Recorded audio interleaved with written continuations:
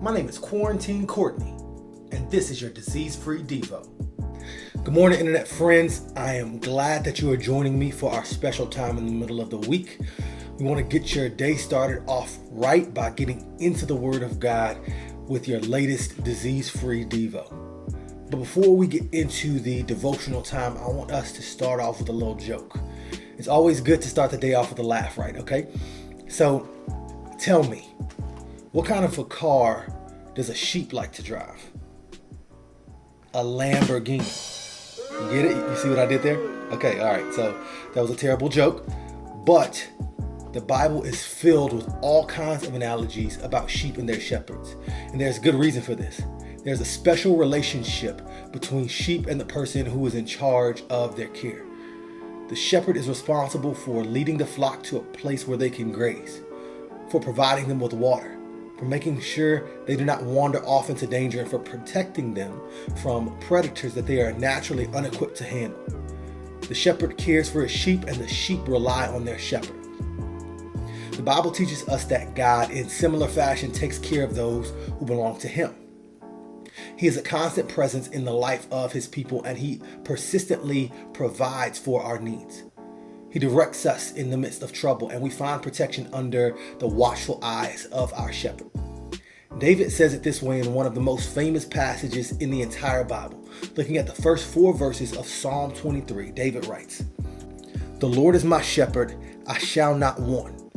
He makes me to lie down in green pastures. He leads me beside still waters. He restores my soul. He leads me in paths of righteousness for his name's sake. Even though I walk through the valley of the shadow of death, I will fear no evil, for you are with me. Your rod and your staff, they comfort me." Now, among the things that set God apart in this analogy and that make him different from human shepherds is that he does more than any normal shepherd could do. He does not just take care of our physical needs, but he provides for our souls also. He restores them when they grow weary from the struggles and from the frustration that we experience from day to day. His flock get to rest in the security of the God of the universe. His presence, his power, his tenderness, and his love toward the people of God are completely incomparable with regards to anything else that we could ever imagine. There is no lack in God and no need that goes unfulfilled, for he has provided a way for all things to be taken care of within the bounds of his loving watch and rule. Sometimes God's care can get easy to overlook when things are going well, and during the most fruitful times of our lives, we forget it was God who led us to these mountaintop experiences. We must remember to be thankful in these times. But as Taryn Wells so beautifully sang, God is God of both the hills and valleys.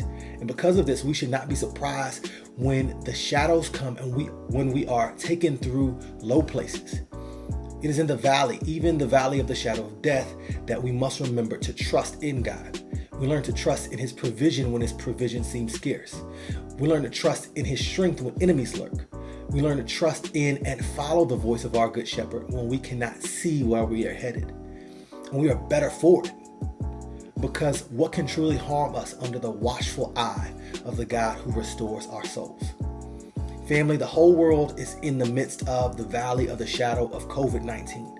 But like David, we will not fear. We will fear no evil because God is with us. Thanks for watching and sharing this time with me. Have a great day. God bless and stay germ-free.